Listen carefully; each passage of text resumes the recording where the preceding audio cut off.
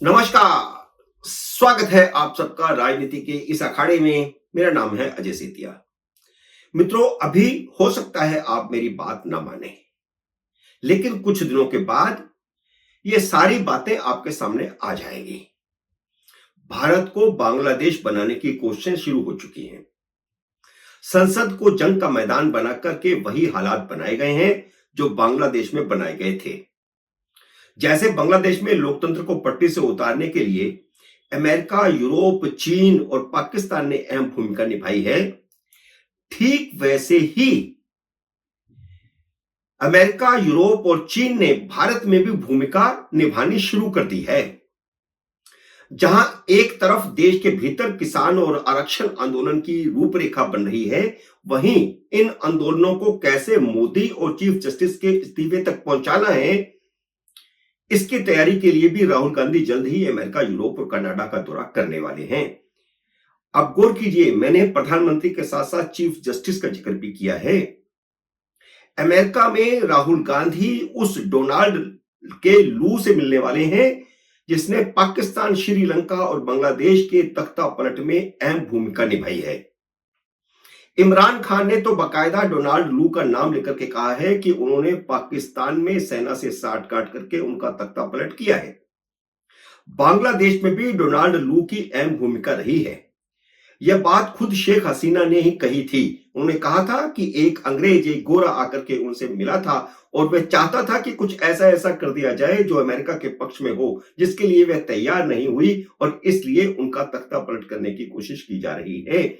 और इतना ही नहीं, बल्कि जब वहां बांग्लादेश के चुनाव हो रहे थे, उससे पहले भी अमेरिका की तरफ से यह कहा गया था कि अगर वह अमेरिका का साथ दे तो उन्हें चुनाव जिताने में मदद की जाएगी। और उसके बाद जो घटनाक्रम हुआ है वह सबके सामने है। शेख हसीना को हटाने के बाद छात्रों ने हिंसक आंदोलन से बांग्लादेश के चीफ जस्टिस को भी उखाड़ फेंका है। उनका भी इस्तीफा हो गया है। यह तो आप सबकी जानकारी में है ही कि राहुल गांधी ने संसद सत्र के दौरान 2 बार किसानों के प्रतिनिधियों से मुलाकात की थी। संसद भवन के भीतर किन्हीं आंदोलनकारियों से मिलने की पहले कोई परंपरा नहीं थी, लेकिन विपक्ष के टकराव को टालने के लिए लोकसभा स्पीकर ने दोनों बार किसानों को मिलने के लिए अंदर आने दिया। हालांकि शुरुआती झिझक थी, क्योंकि ऐसी कोई परंपरा नहीं थी। उस शुरुआती झिझक के बाद परंपरा को तोड़कर, नियमों को तोड़कर लोकसभा स्पीकर ने उन किसानों को अंदर आने दिया जो राहुल गांधी से मिलने के लिए आना चाहते थे। वैसे राहुल गांधी अगर चाहते क्या, मतलब परंपरा के मुताबिक उन्हें चाहिए था कि वह अपने घर पर किसानों से मुलाकात करते। पहली बार तो उन्होंने किया, दूसरी बार भी उन्होंने संसद के भीतर ही किया। राहुल गांधी ने टकराव खड़ा करने के लिए परंपरा से हटकर किसानों को संसद भवन में मिलने को बुलाया था। जिन किसानों ने पहले 2021-22 में 1.5 साल तक दिल्ली को घेरे रखा था और 15 अगस्त 2022 को लाल किले से राष्ट्रीय ध्वज उतारा था, उन्हीं किसानों से राहुल गांधी बार बार मिल रहे हैं। जिन लोगों ने लाल किले से राष्ट्रीय ध्वज हटा करके खालिस्तान का झंडा फहराया था, उन लोगों के तार कनाडा से जुड़े थे। राहुल गांधी कनाडा भी जा रहे हैं। सिर्फ अमेरिका और यूरोप नहीं, वे कनाडा भी जा रहे हैं, जहां वे खालिस्तान के समर्थक वहां के प्रधानमंत्री जस्टिन ट्रूडो से मिलेंगे। एक तरफ राहुल गांधी भारत में किसानों के मुद्दे पर जन आंदोलन खड़ा करने की तैयारियां कर रहे हैं। इस 15 अगस्त को भी कुछ गड़बड़ हो सकती है। तो दूसरी तरफ मल्लिकार्जुन खड़गे ने SC/ST आरक्षण पर सुप्रीम कोर्ट के फैसले के खिलाफ मोर्चा खोल दिया है। शनिवार को बाकायदा उन्होंने इस पर प्रेस कॉन्फ्रेंस की। वैसे तो मायावती और चिराग पासवान ने भी सुप्रीम कोर्ट के फैसले का विरोध किया है, लेकिन मल्लिकार्जुन खड़गे ने सुप्रीम कोर्ट के फैसले के खिलाफ आंदोलन की संभावनाओं की तरफ भी इशारा किया है। तो इसका मतलब यह है कि एक तरफ तो SC/ST से आंदोलन करवाना, OBC से आंदोलन करवाना आरक्षण के मुद्दे पर, और दूसरी तरफ किसानों को सामने लाना। तो इस तरह का एक वातावरण देश में बनाने की कोशिश की जा रही है। और मल्लिकार्जुन खड़गे ने बताया है कि राहुल गांधी SC/ST के लोगों और उन वर्गों के वकीलों और NGO से बात कर रहे हैं। तो आप देखिए कि आंदोलन की भूमिका किस प्रकार की बनाई जा रही है ताकि यह देशव्यापी आंदोलन सब जगह पर एक खड़ा हो जाए जैसे बांग्लादेश में खड़ा हुआ है।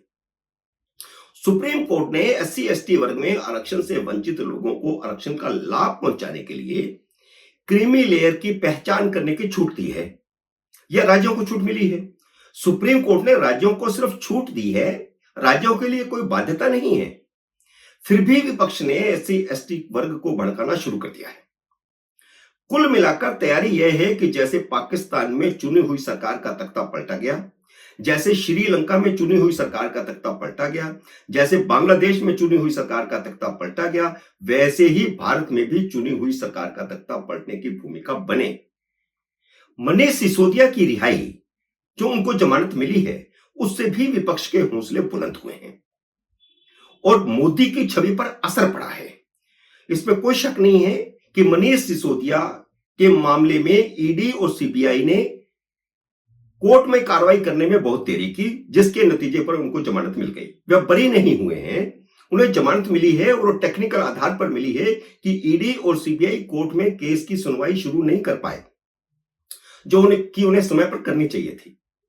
लेकिन कुल मिलाकर के जो हो रहा है, मोदी सरकार चारों तरफ से घिर रही है, उसको चारों तरफ से घेरने की कोशिश शुरू हो चुकी है, जिसकी झलक पिछले हफ्ते संसद सत्र में भी मिली। राहुल गांधी ने एससी एसटी और ओबीसी वर्ग को भड़काने के लिए ऐलान किया कि वह इसी संसद से जाति आधारित जनगणना का प्रस्ताव पास करवाएंगे।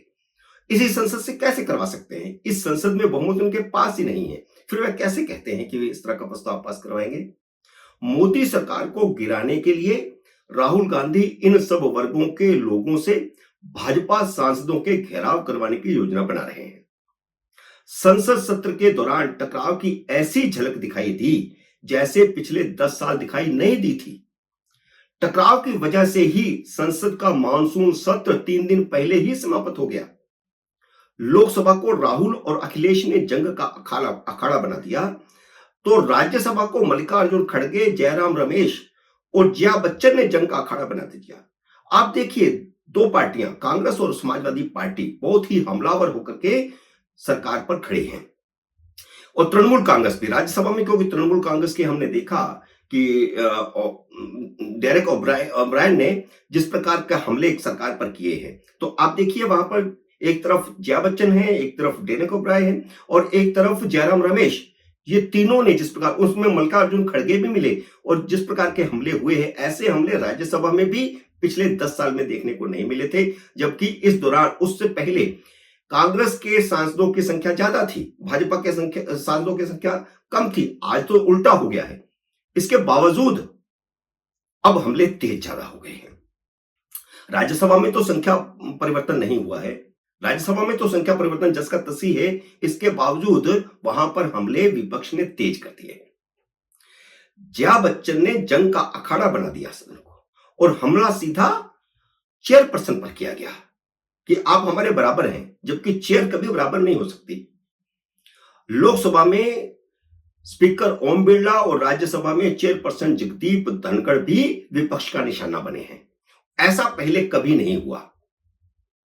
तो इन दोनों ने भी विपक्ष के साथ टकराव में कोई कसर नहीं छोड़ी।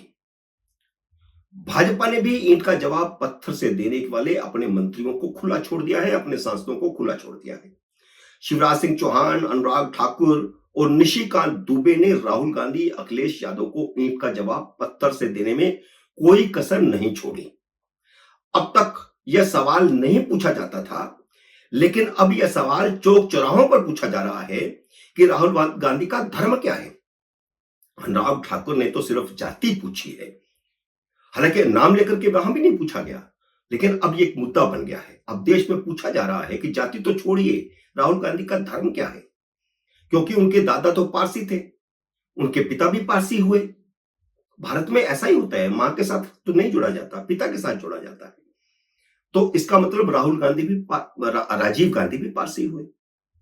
और अब उनकी मां जो है वे ईसाई हैं, तो वे ब्राह्मण कैसे हो सकते हैं? जब 2-3 साल पहले उन्होंने खुद को दत्तात्रेय ब्राह्मण कहा था तो यह सवाल नहीं उठा था, लेकिन अब यह सवाल क्योंकि संसद में उठ गया है, तो अब यह गली चौराहे पर पूछा जा रहा है कि वह तो हिंदू भी नहीं है, ब्राह्मण कैसे हो सकते हैं? चुनावों में राहुल गांधी ने कहा था कि मोदी ओबीसी नहीं है। पत्रकारों से उन्होंने कई बार प्रेस कॉन्फ्रेंस में उनकी जाति पूछी और वह खुद क्या है, ना तो वह ब्राह्मण है ना वह हिंदू है, और हिंदुओं से उनकी जाति पूछ रहे हैं। यह सवाल जब पूछ लिया संसद में तो सारी कांग्रेस सक पकाकर रह गई है। अखिलेश यादव का सक पकाना तो सबने देखा, जबकि वह खुद भी सवाल पूछने वाले पत्रकारों से उनकी जाति अक्सर पूछते रहते हैं। यह संयोग नहीं है, यह प्रयोग है। अगर राहुल गांधी और अखिलेश ने सारे घोड़े खोल दिए हैं तो मोदी ने भी जैसे को तैसा जवाब देने के लिए सारे घोड़े खोल दिए हैं। उनको पता है कि जो जैसी भाषा बोलेगा उसको वैसी भाषा में जवाब देना पड़ेगा, और वह समय आ चुका है। 10 साल तक यह स्थिति नहीं थी, लेकिन इस बार आपने देखा कि जैसे विपक्ष हमलावर हुआ है वैसे ही सत्ता पक्ष से भी लोग उतने ही हमलावर हो गए हैं। मित्रों, उम्मीद है मेरा ये वीडियो आपको पसंद आया होगा। इसे लाइक और शेयर कीजिए। अगर आपने मेरे YouTube चैनल को अब तक सब्सक्राइब नहीं किया तो कृपया सब्सक्राइब करके अपना आशीर्वाद दीजिए। जल्द ही मिलते हैं अगले वीडियो में किसी अन्य विषय के साथ। तब तक नमस्कार।